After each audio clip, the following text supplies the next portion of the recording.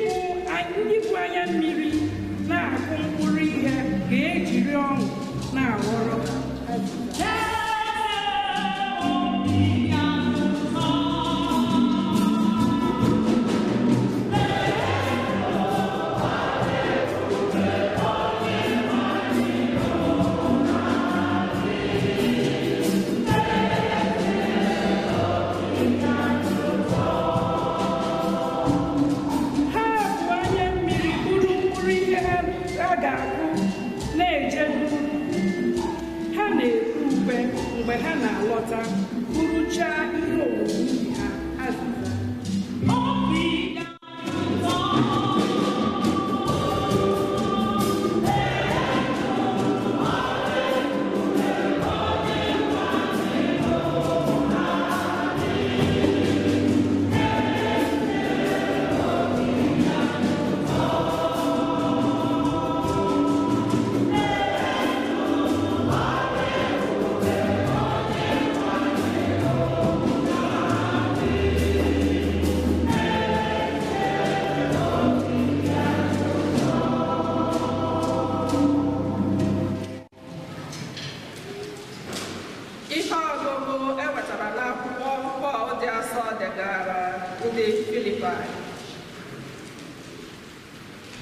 N'eziokwu, agụrụ m ihe niile n'ihe lara n'ihi uru ahụ nke kachasị ukwuu bụ ịmata Kristi Jesu onye nwe m. N'ihi Kristi, anarala m ịla n'iyi nke ihe niile m nwere. Agụkwara m ha n'ihe mkpofu ka m wee rite Kristi n'uru, wee hụ m n'ime ya. Mgbe ahụ, ezi omume m agaghị abụkwa nke aka m ọzọ, ma ọ bụ nke sitere n'idebe iwu, kama ọ ga-abụzi ezi omume nke sitere n'okwukwe mmadụ kwere na Kristi, bụ ezi omume nke dabere n'okwukwe nke Chineke na-enye ndị nwere okwukwe. Ihe dị mkpa bụ ka m mara Kristi, matakwa n'ime m ike nke mbilite n'ọnwụ ya, ka m wee keta oke n'ahụhụ ya niile, wee yie ya n'ọnwụ ya. Ọ dị mkpa, ọ bụrụ na ọ ga-ekwe mee, ka m ruo n'isi na ndị nwụrụ anwụ yie. Anaghị m ekwu na emetachala m ihe niile dị mkpa ugbu a, ma ọ bụ na ndụ m ezuola oke n'ihe niile ugbu a. Kama ana m agbasi ọsọ ike na-aga n'ihu ka m wee rite ihe a na-agbata n'ọsọ, ka m wee nwude, ọ bụrụ na ọ ga-ekwe mee, ihe ahụ Kristi Jesu nwudere m n'ihi ya. Ụmụnna m, n'eziokwu, anaghị m eche na enwetala m ihe ahụ m na-achụ ugbu a, ma otu ihe ka m na-eme ugbu a. Ana m ebufe ihe gara aga n'azụ, jiri ọsọ na-agba ka m wee chụkwuru ihe dị n'ihu. Ya mere, ana m agba oke ọsọ na-aga n'ihu, ebe a ga-ebi ọsọ ka m wee nweta ihe a na-agbata n'ọsọ, bụ ọkpụkpọ ịbanye na ndụ eluigwe ahụ nke Chineke kpọrọ anyị site na Kristi Jesu. Okwu nke osebo.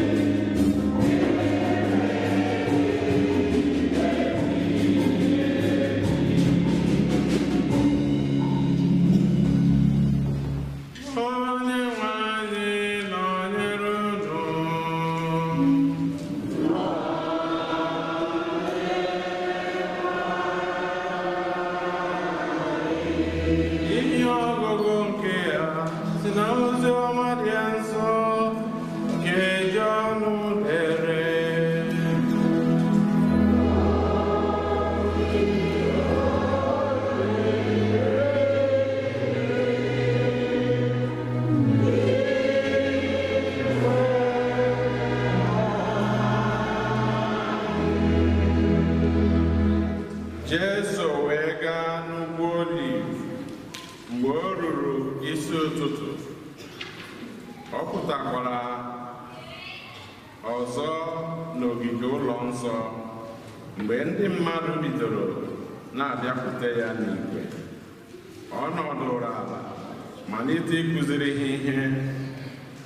Ndị ode akwụkwọ na ndị Farisii wee kpụtara ya otu nwanyị ejidere ebe ọ na-akwa iko, wee kwụba ya ọtọ n'etiti mmadụ niile. Ha wee sị Jesu, onye nkụzi, ejidere nwanyị a ebe ọ na-akwa iko. N'iwu anyị, Moses kwuru na a ga-eji okwute tụgbuo nwanyị mere ihe dị otu a. Ma gịnị ka ị kwuru? Ihe a ha kwuru bụ ọnya ka ha kwere ya, iji si n'okwu ọnụ ya nweta ihe ha ga-eji boo ya ebubo. Sọ ihe Jesu mere bụ iji nwayọọ kụda ala, were mkpịsị aka ya na-enye ihe n'ala. Ma mgbe ha nọgidere na-ajụ ya ajụjụ, Jesu kulitere sị ha, onye ọbụla n'ime unu nke na-emebeghị mmehie mbụ, ya buru ụzọ dụọ nwanyị okwute. Mgbe o kwuru ihe a, o hulatakwara ala ọzọ na-ede ihe n'ala. Ndị ahụ jụrụ nwanyị, ndị ahụ jiri nwayọọ na-apụ otu otu, malite na ndị okenye. Ha hapụrụ naanị Jesu na nwanyị ahụ, onye guzokwa n'ebe ahụ. Ha kwụbara ya. Mgbe Jesu kulitere, ọ sịrị ya, nwanyị, olee ebe ha dum gara? Ọ dịghị onye ọbụla ọzọ mara gị ikpe? Nwanyị ahụ zara ya, onye nwe anyị, ọ dịghị onye ọbụla. Jesu wee sị ya, mụ onwe m agaghị ama gị ikpe, kama lawa, site ugbu a gawa n'ihu, emekwala ndị a. Oziọma n'ụwa.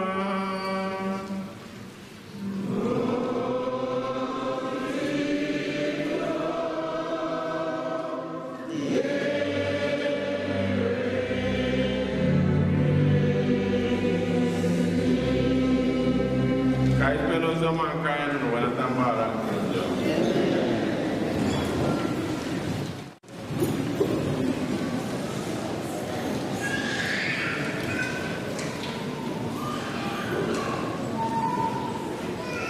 God is good and all the time.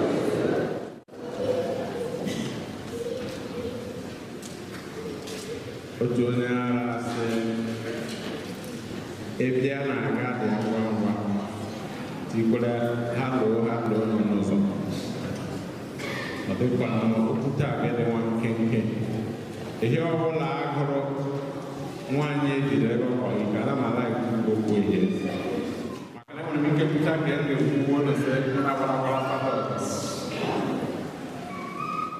Mana okwu Chukwu a na-asọ mmadụ anya. The word of God is the respecter of no person. Because the Bible said the word of God is active and alive. Ọ dị ka mma agha, mmekwa abụọ. Esi ebe egbuo, esi ebe egbuo ma agha.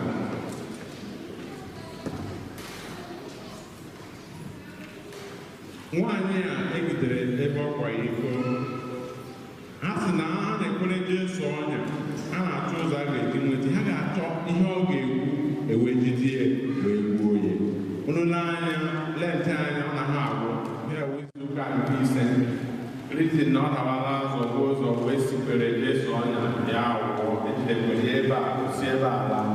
Ọ ya mere taa ha jiri pụtara Jesu ofu nwaanyị ejidere ebe ọ na-akwa iko si ya, onye nkụzi lekweghị iwu gị nwakwana ole ihe maazị unu nwaanyị a ọkwara iko n'eziokwu? Ee, ọkwara iko. Ejidere ejide? Ee, ejidere ejide. Iwu, kedu ihe iwu kwuru? Iwu si na a ga-eme gịnị? A ga-achụ okwute. Mana akwụkwọ nsọ gwara anyị ozugbo ndị a nọ bucha okwute ha n'aka pụtara Jesu onye a, Jesu malitere na-ede ihe na o degide kulite lee anya, ọ sị onye ọbụla n'ime unu na-emebe mmehie mbụ ya bụrụ ụzọ mee gịnị? Ọnwa anya ọmụma n'ikpe na-edekwe were mkpịsị aka na-ede ha. Kedu ihe ọ na-ede na onye ma ha na-ede? Onye ama ka mkpọrọ ha onwere ma ụjọ ka mkpọrọ na ya ọ na-ede njọ ha niile. Ndị a niile buche okwute ọ nọbara na-ede njọ ha. Ọ na-ede maazị Njọkụ, ọ na-ede nke maazị Njọkụ nyere anya hụ Njọkụ ya agba ede ke nna ya madụ ede nke gwa so onye ọbụla hụrụ nji ya ebe gịnị ya maka na njọ ha karịrị ke onye abịa. Mana Jesu ọ dị mgbe ọ sịrị nwaanyị, ngwa nwaanyị ịhụ na ndị chọrọ ịtụgo okwute alala gwara n'ike gawa.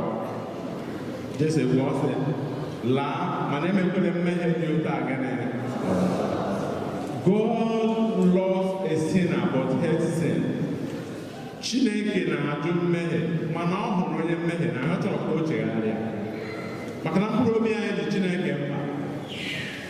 Mana e nwere ihe Jesu na-achọ ịkụziri mụ na gị n'ụbọchị taa, maka na ọ ga-awụ akọwa mmehie onye ọzọ anyị agba fes ebute onye ọzọ ka ọ mehie anyị aghọ ndị nsọ, anyị na-akọ ka onye nwere ebe akọ onye ọla ahụrụ bie mana onye ezi pụtara ịhụrụ onye nwere gịnị. Mana onye ji ọnụ kpuchie nke esi ede mmadụ. E nwere ihe Jesu na-akụziri anyị.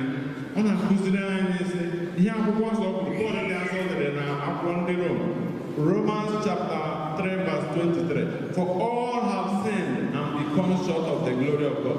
Anyị niile eme mmehie, anyị torukwa ihe toru n'ihu Chineke. Maka na mgbe ọbụla anyị nọ Chineke mgbaghara, ọ ga-agbaghara anyị. Ya mere Psalm 51 verse 19, a humble contrite heart, O God, you will not reject. Ezi obi lowara elowa Chineke adịghị eme gịnị? Adịghị aje. Ihe Chineke chọrọ n'ebe nwaanyị a nọ gịnị? Ka o chegharịa ma dị ndụ. Mana ndị ọjọọ, ndị obi akpọ lokal gọọmenti chọrọ iji okwute egbuo ya ka ọ bụ. Mana Chineke nwaanyị Jesu Kristi hụrụ injustice nọ n'ime ya. Ka m jụkwado n'otu onye nwere ike ikwu iko. Olee onye ndị asọ pụta n'iko ole ebe ọ naanị nwaanyị ahụ kpara iko, ole onye ndị asọ. Oge na-abụ nwaanyị ya kwụ nwoke a na-akwa iko alakwa. Otu nwoke mega anyị mgbe ahụ mgbe anyị ka na sekọndịrị skuul, nwoke akpọ nwaanyị ya ahụ na amịgharịra ya gidie ya na nwoke ya mee gịnị ya ala akọna enyemarịla fud ya ogidekwe na nwaanyị ya o mee gịnị ọla enwe justice ọ wụ ya hụ Jesu ọhụrụ sị onye n'ime unu na-emebiri mmehie mbụ maka na ọ nwere iwu ndị anyị na-eji ya gbasa nwaanyị na ọla afọ lụkọrọta nwaanyị ga-eji eburu ahụ ya na-eme gịnị na-aga oge ibu ahụ onye na-aga nọ na-atụ okwute nke na-azụ o nwere ụfọdụ n'ime ụlọ nọ ya atụpụchara asụ na okwute asịrị akọrọ n'isi unu nwere ike igbu mmadụ mụ na mụrụ mana adị nhụta awa Chineke achọbeghị ka ha nwụrụ mana ụfọdụ oge adị dị mma abala asakwa abala ụmụ nwaanyị na-emekwa maka na ahụrụ ha na-akpọ domestic violence. ụmụ nwoke na-ebe ụmụ nwaanyị ha eji ihe ketọrọ bishọp na haus betiga anụ ya enewe ndị nwere dịka nwe ihe na-akụta aha beti ha pụta aga ebube nwere oge m nọchile nwere ka anyị na-ya ebe ahụ nwaanyị ya bụchaa ya ibu ya akwụkwọ anyị aga m ekpe ahụ ihe gịnị mepe na gị n'isi ya sị ya bụ n'isi na abụọ ọ ga-awụzi fọrọ afọ ya na ọrụ nwaanyị ya kwụwa n'isi. So onye ọbụla nwere ihe everybody has your but all is paid ma ọ nwoke nwere ma ọ nwaanyị nwere ma ọ nwoke kwarịkọ ma nwaanyị kwarịkọ ikpe nke ala ma ọ hedesi. And he said it categorically, go and sin no more. That will not watch it up. And I want you to do no one na mmehie ka anyị ga na family nke ndị ọzọ site na mmehie nke kasị ukwuu. Reflect on your own sin, leave another person's sin. In this 2025, ihe ọma ị nwere ike ịmụrụ onwe gị ogene mind business. Mind ya ihu onye mere ihe ọjọọ kpere ekpere Chineke biko onye nye aka ọgbara o chegharị. E nwere ụfọdụ n'ime anyị ihe kpara nwunye gị agaghị ekụwa nwunye maka o mere maka eme oge m nọ Lagos enwere ọmụma na-emere anyị aga mekwa aha parish ọwụ dee ụmụ nwoke ma meritara 50 ndị na nwunye ya were aha ha bịa n'ọfịs na-egwuregwuregwu ịnọ listicha ha gaa hụcha ndị gwa nke ese amara taa dirty ladies are not outside. You wash it inside. Nyekeleto no muna advice. Oh, henene kage put outside now.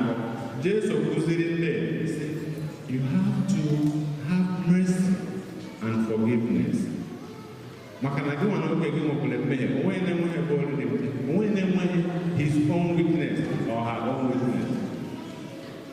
So, my dear friends in Christ, I want to know Chineke pụrụ anya okwu nchegharị kwa anya okwu ileba anya na ndụ anyị ọwụ ndụ onye ọzọ ka anyị ọnụ Chineke na ndamisi onye anya ama anyị ga-eji nwe obi gbaghara ndị mmehie anyị dịka Chineke na-agbaghara anyị ụbọchị ụlọ anyị ya mgbaghara ihe wepere anyị site na Kristi onye nwe anyị. Udo dị egwu.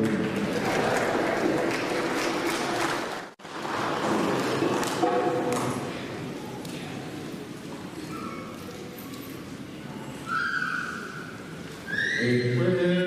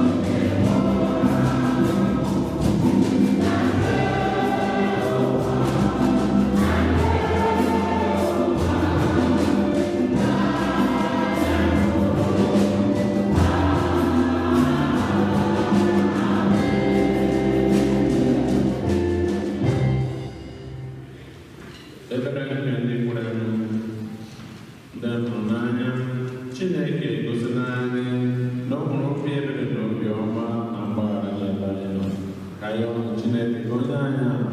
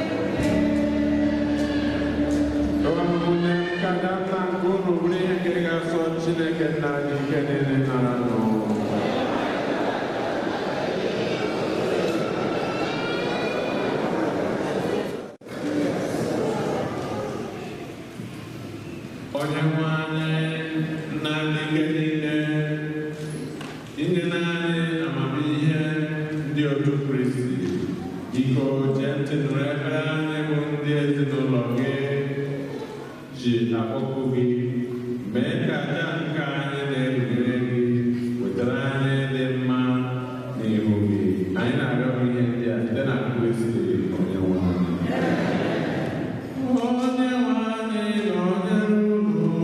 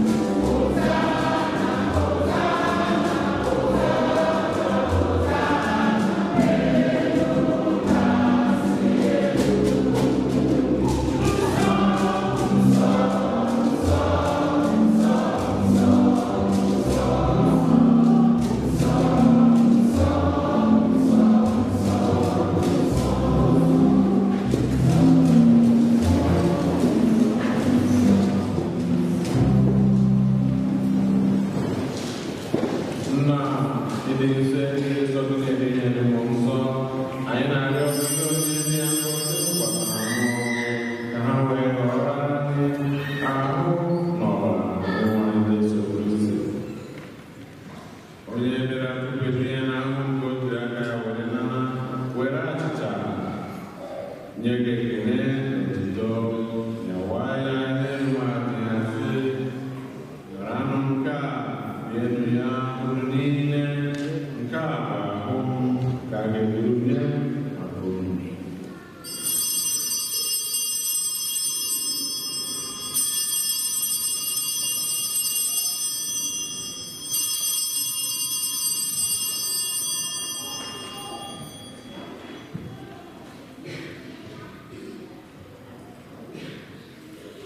otu ahụ ka o siri na-emegharị na ndị anya asị o buru iko mmanya ịgba bekere n'otuto onye jọmasị ya sị naranụ nke a ọnụ ya makụrụ niile nke a bụ iko nke ọbara m kọwa ndị ọhụrụ dị ebighị ebi a ga-agba ya n'ihi unu na n'ihi mmadụ niile nke were gbara ajọ na-emenụ nke a na ndụ.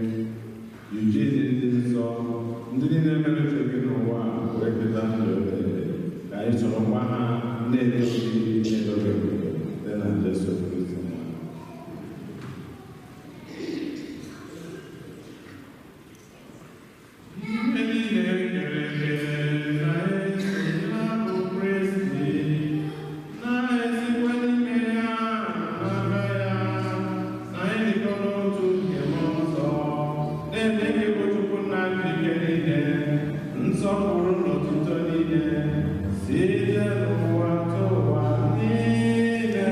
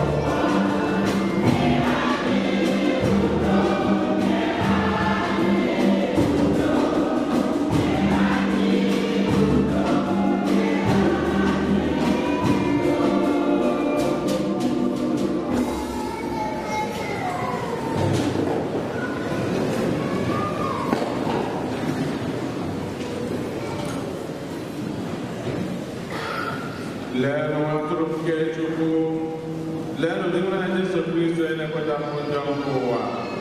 Ha nwere isi ọma bụ ndị ahụ n'oriri nke nwa atụrụ Chineke.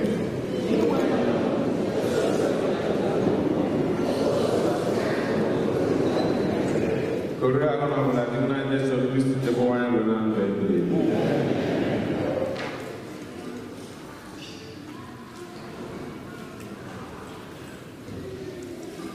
Hymn number 25.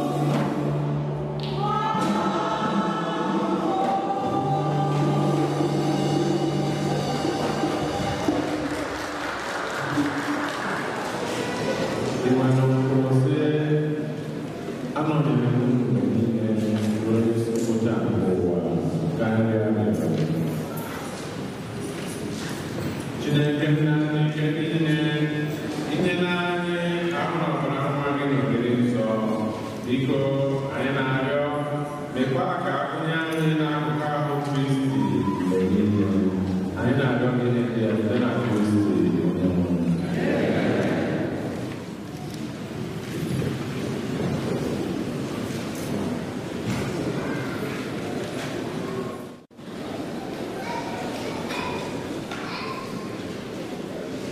Ụbọchị ụka gara aga anyị mara ọkwa maka na-ekwu n'arọ nke 2026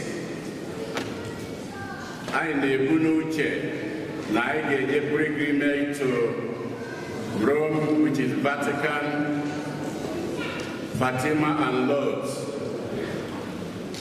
And anyị si ndị chọrọ ije nụ ka anyị were nwee the feeling ha wee nye aka enu kịta ndị ọshịas ji akwụkwọ ha ga-eji wee gagharị ka ndị dị etu a denye afa ka e were mmadụ esi were plan ba maka ya ya ọ bụrụ ị na-eche n'ihi eje ka parish anyị planụ maka ya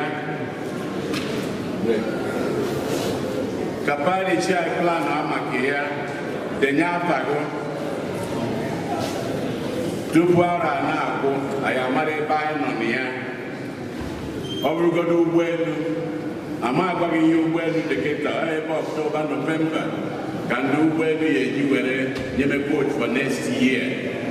Mana ka anyị dekọ afa kịta idenye afa idenye ya email denye ya phone number ebido ebe ahụ were planụ ya na-aga.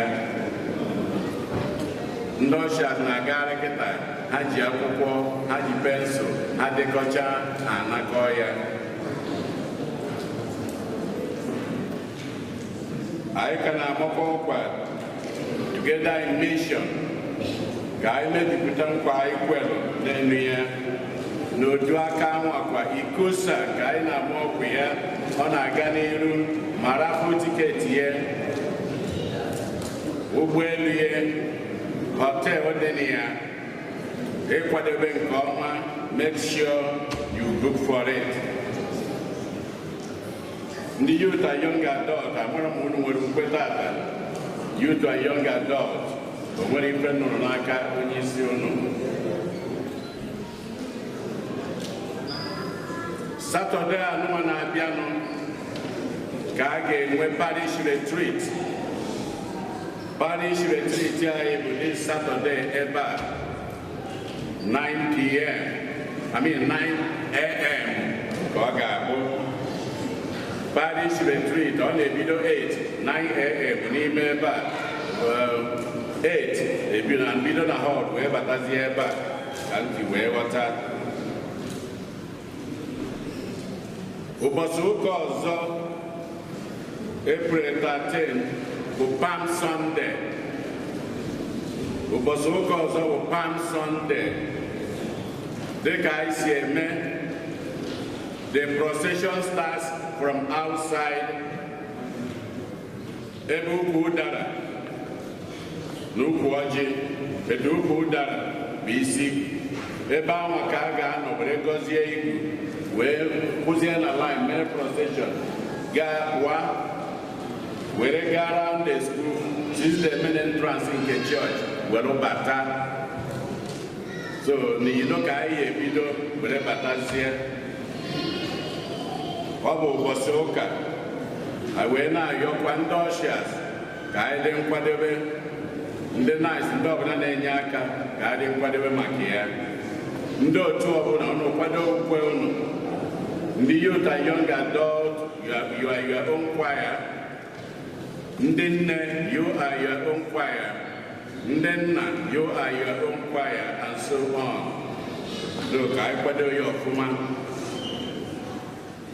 Monday April 14 ka a na-enwe Christmas Mass na Cathedral, Our Lady of the Angels Cathedral, April 14, Monday anwa 7 p.m. ka ọ na-abụ ebe ụkọchukwu niile na ndị dikin niile nọ in this archdiocese for the Christmas Mass 7 p.m. Mana ihe ejetiri ya enweta oche na ya ịma na ihe a na ebe ahụ 4 p.m. After that, onwerozi oche ya enweta. Ndị mmadụ na-abịa ebe day 11-12 kwụrụsịa oche So because the right arm of the cathedral, the left arm of the cathedral, so the main sitting this way is left for all the delegates, representatives, and all of us.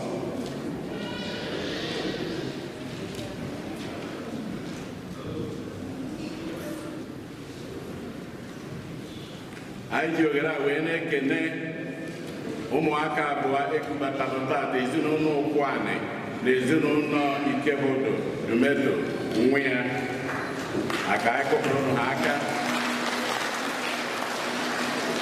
I know some of the families have to go to Abuja. Ikebodo family, Ukwane family, are you there? Okay, look at them. So let's clap for them. The first time here.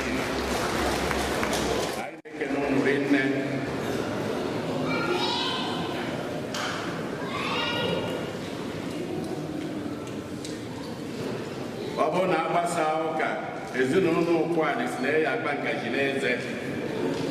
So ọ bụrụ na iji ga-ejighi ngazi fonye ya n'akpa ga-ejibere we ha ya enye ngazi anyị akpa ngazi n'eze ma agbasa anyị ejefu ha anya anyị na-ekenekwa ha maka ya. Eji n'aka kịta na na-edekọsigo onwe ndị emetebe ha chọrọ idenye afa akwụkwọ edubere ha wenye aka elu ka a mara ebe ha nọ. Ndị na-akwado ije pilgrimage ma ha edenyebe ha afa onwe ndị emetebe ha akwụkwọ idenye afa onwe ndị emetebe ha akwụkwọ idenye afa. Last call. Okay, thank you. Ndị tata bụ ụbọchị izu ha na-abịa ụka ebe a. If today is the first time you are worshiping with us here, please may you stand. First time worshipers here with us. If today is the first time you are here to worship with us, please may you stand to be recognized. Let's look at them. First time worshipers. Let's look at them on my right. Look at them from the front here, the back on my left. Keep standing. Keep standing. They are coming. Keep standing. Keep standing. On Abia.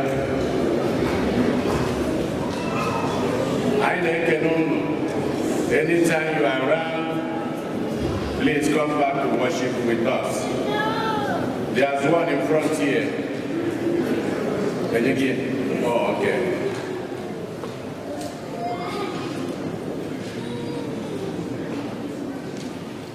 And we're bringing on us three together.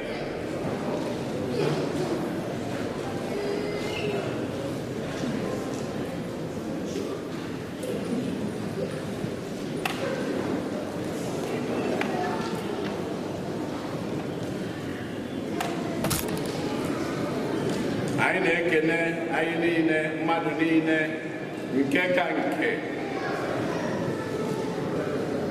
Anyị na-ekene ụkọchukwu kala anyị ụka tata Wisdom Obi Ajunwa ka anyị kụpụrụ ya aka.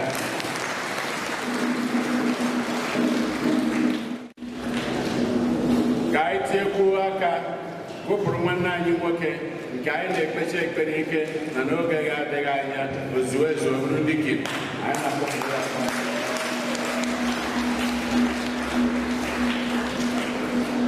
Daalụ.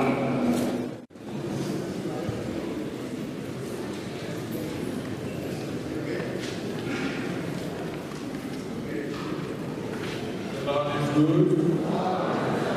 Lord is kind.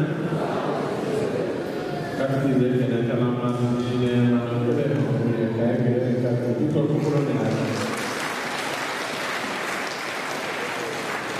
Mereka nak buat sesuatu di sana pada tujuan ini orang yang akan masuk tapi